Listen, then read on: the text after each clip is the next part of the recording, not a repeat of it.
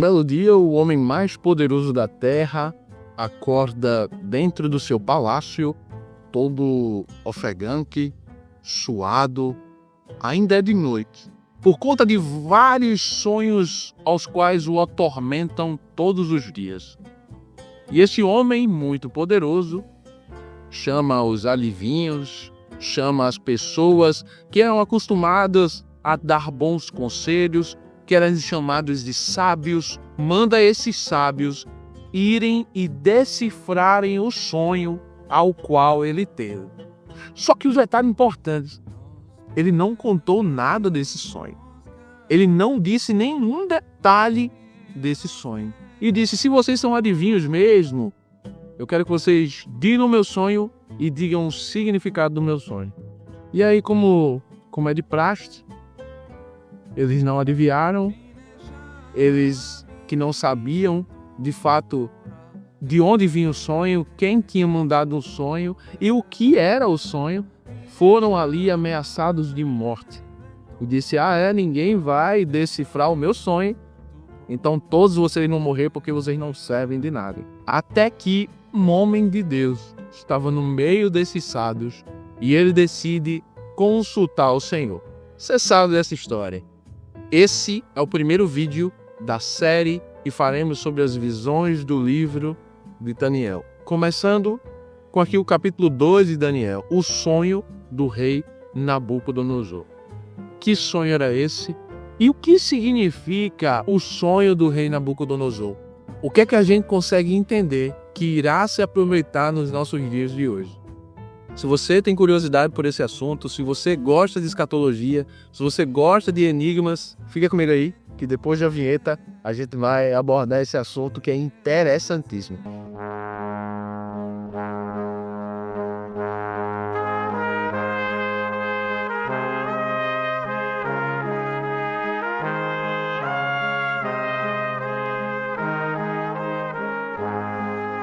Meus amados irmãos, é motivo de muita alegria estar mais uma vez aqui com os irmãos. E no vídeo de hoje nós vamos aprender um pouco mais da palavra do Senhor lá no capítulo 2 de Daniel, observando a visão, o sonho ali que foi revelado ao rei Nabucodonosor. Esse vídeo é o primeiro vídeo de uma série de vídeos que estudaremos sobre as visões, os enigmas, baseados nas visões e sonhos do livro do profeta Daniel. Se você já se interessou por esse assunto, já vai deixando o teu like abençoado, se inscreve no canal se você for novo por aqui, porque ajuda a gente demais a continuar fazendo esses vídeos.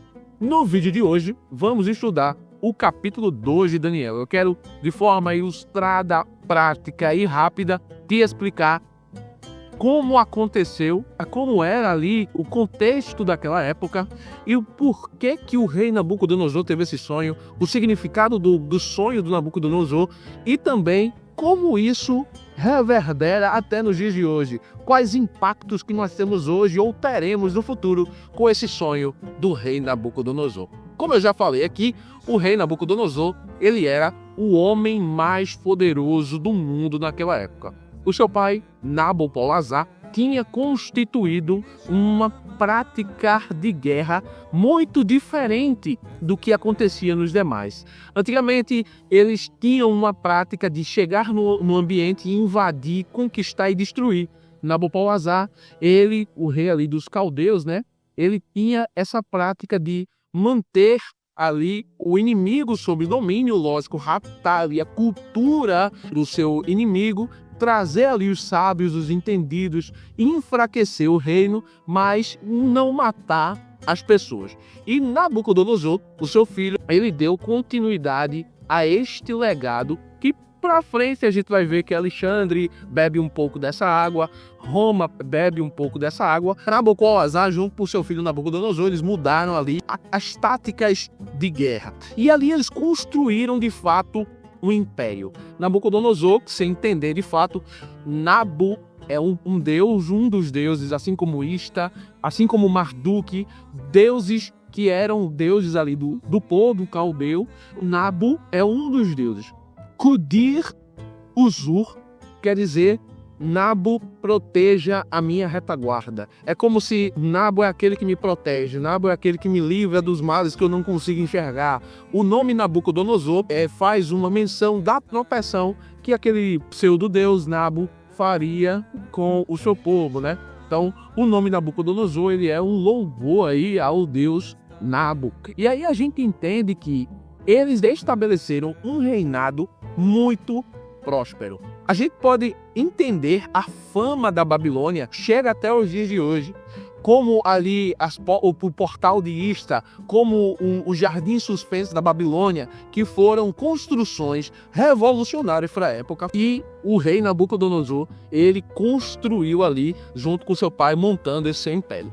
E o interessante da Babilônia naquela época é que todos os habitantes tinham boas condições financeiras. A gente tem o livro O Homem Mais Rico da Babilônia. Conceitos de economia foram tirados da antiga Babilônia de Nabucodonosor. Então, a gente vê que naquela época, a Babilônia, ela era uma potência mundial.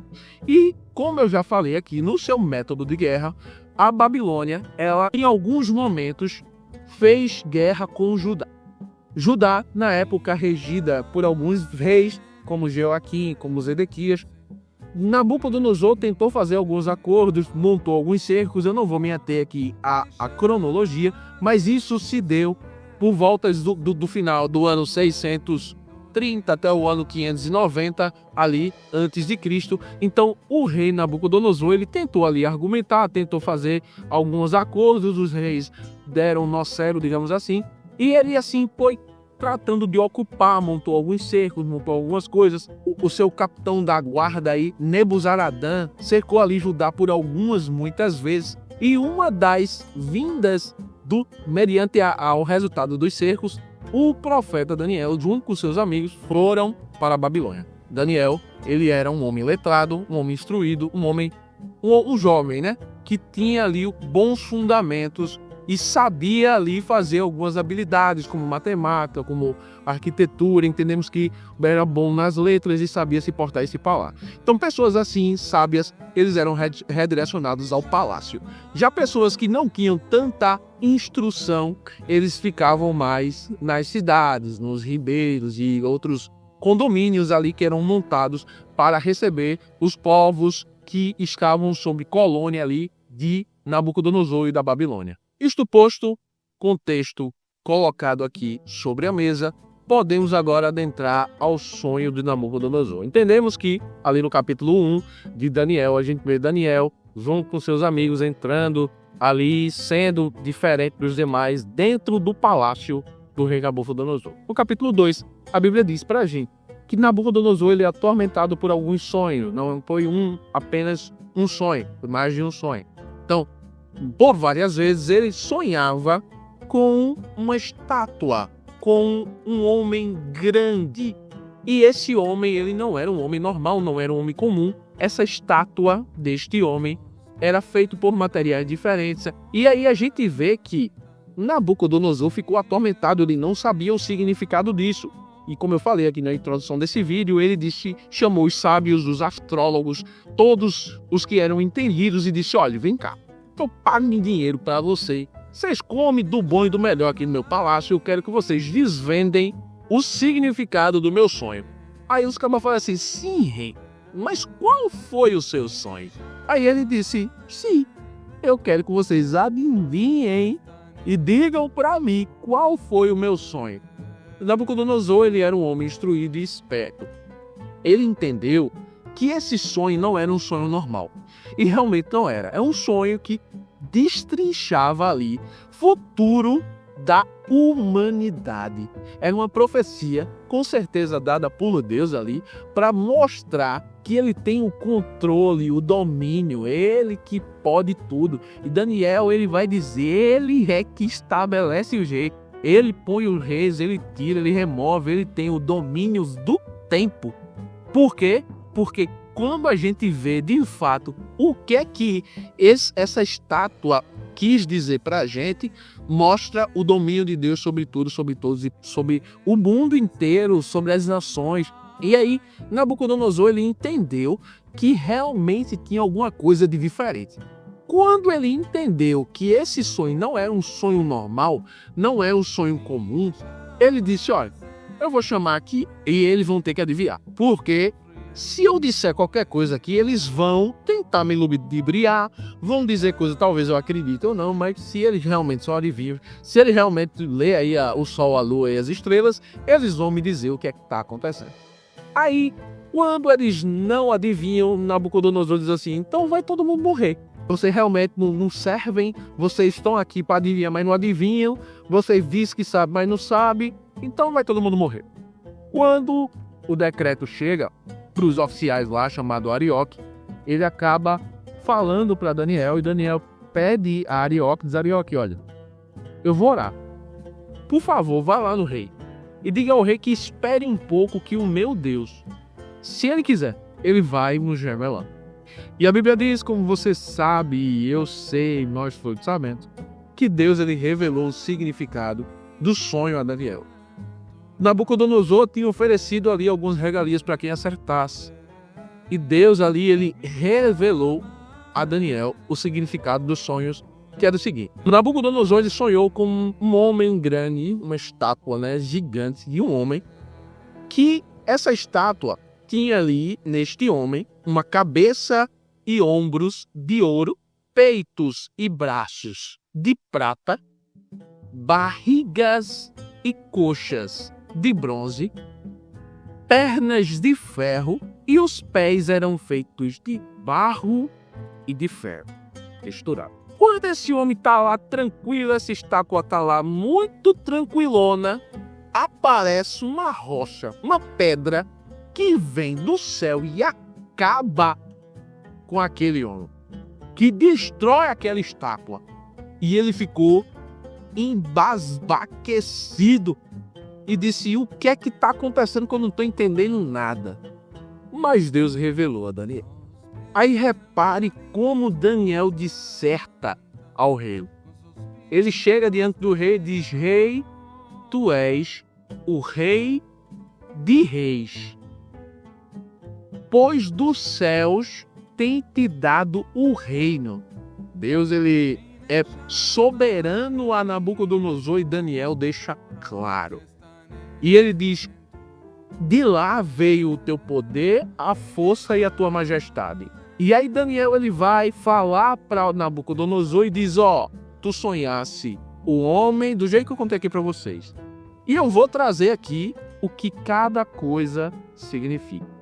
E ele vai dizer, rei, tu és soberano.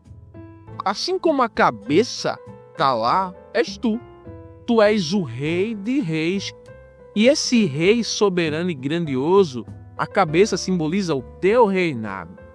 A cabeça de ouro, a grande riquezas e poder simboliza o teu reinado, a Babilônia. E isso é porque tu sobressaísse a todos esses. Depois de ti vai vir um outro reino. Esse reino, que é a parte de prata, é um reino inferior ao teu. Ele vai ter uma grande expansão sobre a terra, mas é um reino inferior.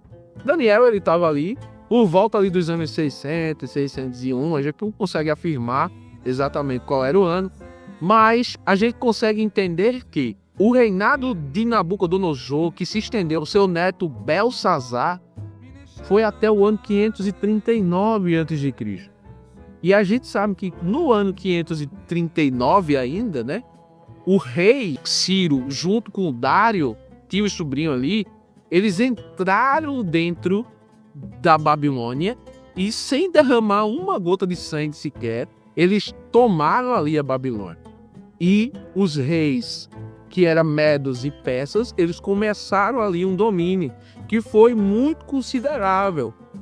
Esse domínio dos reis medos e persas. A gente consegue ver Xerxes, a gente consegue ver o próprio Assuero ali na história de Esté, que faz parte também deste reinado que dominou a terra, mas era inferior ao reinado de Nabucodonosor. A parte de bronze, Daniel ele vai dizer o seguinte: vai vir o terceiro reinado. Esse terceiro, ele vai ser um reinado dominador sobre a terra. E a gente consegue entender que a barriga e as coxas de bronze simboliza a Grécia. A Grécia ali de Alexandre. Alexandre que ele teve uma grande expansão porque ele aprimorou o que Nabucodonosor fazia, como eu disse a vocês. Ele tinha um domínio de guerra de instituir colégios, digamos assim, colônias. Esses países respondiam para ele e pagavam tributo para ele. E por isso que ele se expandiu de uma forma tremenda. E Daniel já estava profetizando que esse terceiro reinado, que era a Grécia, iria ter esse tipo de representatividade. Aí Daniel ele vai continuar falando. E o quarto reinado, que será o reinado das pernas, que é de ferro, esse reinado ele vai ter será forte como ferro. E ele esmiuça e quebra tudo como ferro. Quebra todas as coisas e ele esmiuçará e quebrantará. E aqui a gente está falando de nada mais, nada menos do que o governo de Roma. O governo do todo-poderoso de Roma, que realmente inventou ali coisas táticas de guerra que é usado até hoje. Inventaram ali as estradas, inventaram ali ferramentas que se usou por muito tempo em guerras. Tinha ali uma representatividade muito forte, porque Roma governava de fato na vara de ferro e tinha uma hegemonia muito grande por muitos anos. Inclusive, na época de Jesus, quando Jesus ele veio, Roma era a maior potência mundial. Depois, ele vai falar sobre os pés de ferro e de barro. Mas o que é que quer dizer isso? Ele vai dizer que o ferro e barro representam ali um reino dividido. E isso é até os dias de hoje. Digamos assim, é quando Roma caiu ali, 476 ali depois de Cristo, até os dias de hoje, que são reinados separados. Por muito tempo a gente teve alguns países se sobressaindo na história recente, mas a gente vê muito dividido. E Daniel ele deixa muito claro que isso seria dividir. Mas Luiz, e a bola de ferro? O que seria a bola de ferro? A bola de ferro seria justamente o reinado do Todo-Poderoso.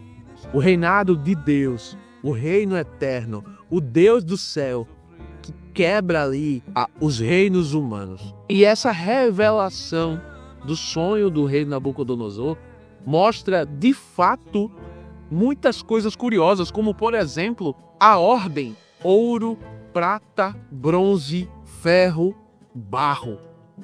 Ouro, prata, bronze, ferro, barro está na ordem de valor que temos até hoje. O ouro ele é mais valioso do que a prata, e é mais valioso do que o bronze, que é mais valioso do que o ferro e o barro.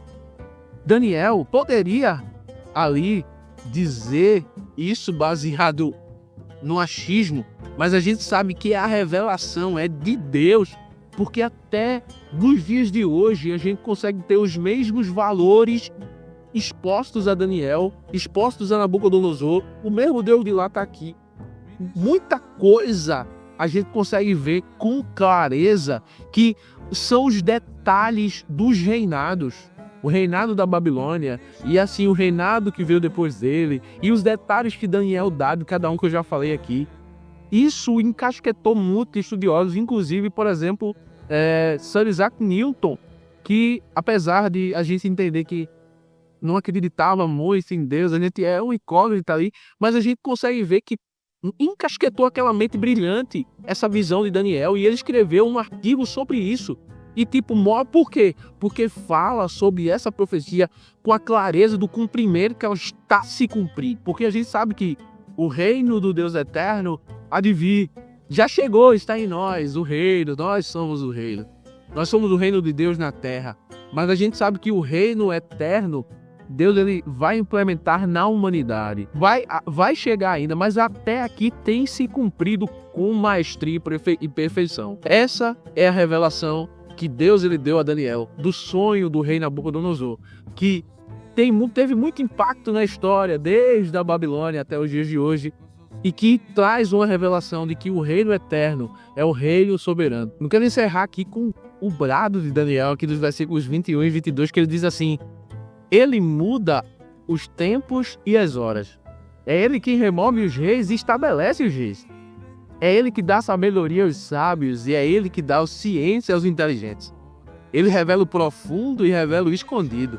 Ele conhece que está em trevas e com ele mora a luz. Deus, ele é o Deus que coloca os reis, é ele que estabelece os reis. E aí tem muita gente brigando por conta de direita e esquerda, governador A, B, C, presidente A, B, C. Mas é ele que coloca os reis, é ele que estabelece o poder, é ele, é dele, é porque ele permite. A história está dentro do governo do Senhor. Então não se preocupe, não tenha medo, porque o reino eterno virá. O reino eterno há de vir e há de se manifestar. A gente consegue ver com clareza aqui no capítulo 2 de Daniel que o futuro está nas mãos do Senhor. O passado, o presente é dele e ele tem o domínio de tudo e de todos. Se eu conseguir te ajudar com mais essa questão, vou ficar muito feliz. Peço que Cristo continue abençoando sua vida, sua casa, sua família e eu agradeço a oportunidade em Jesus.